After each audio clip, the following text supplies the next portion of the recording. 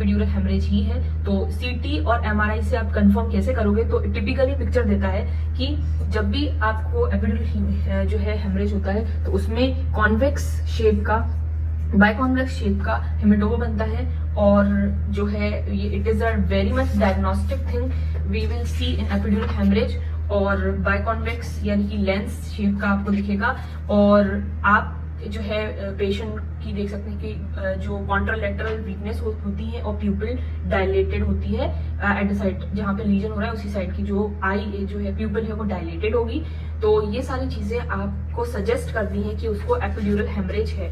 तो ये चीज आप देखें। अगर हम एक नॉर्मल सीटी और एक जो कि जिसको लीजन हुआ है उसकी सीटी को कंपेयर करते हैं, तो आप देखेंगे कि राइट साइड में आप देखेंगे वेंट्रिकल बिल्कुल सिमेट्रिकल है, जब और सल्काए यहाँ पे सिमेट्रिकल है, सारी चीजें आपको सिमेट्रिकल, वेंट्रिकल भी सिमेट्रिकल दिखाई दे रहे हैं। लेकिन जब आप लेफ्ट साइड के आप देखेंगे कि लेफ्ट साइड का जो सीटी है उसके अंदर लार्ज एक्स्ट्रा एक्सियल मास लीजन दिखेगा आपको, जो कि पुश कर रहा है वेंट्रिकल को, और जिसको हम बोलते हैं कॉजिंग हर्निएशन।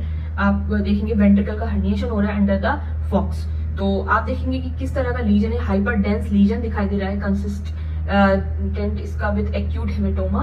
और यहाँ पे क्या होता है, कलेक्शन होता है, तो कलेक्शन की वजह से बाइकॉन्वेक्स शेप का आपको ये नजर आता है हेमेटोमा। और क्योंकि ये डिटैच नहीं हो रहा है, बिल्कुल अपनी जगह पे कन्फाइन है, अपनी जगह पे अटैच है और periosteum layer of the skull. ऐसा क्यों होता है, क्योंकि यहाँ पे सूचर होते हैं इधर आपका कोरोनल सूचर आपका इन फ्रंट में देख रहे हैं आप, और लेम्डोइड सूचर, ये दोनों सूचर से इंटैक्ट है। और फिर जब प्रेशर पड़ता है तो ये जो है जहां पे भी स्पेस मिलता है, तो जहां स्पेस मिलता है तो उसकी वजह से जो इसका एक शेप है वो बन जाता है बाइकॉन्वेक्स।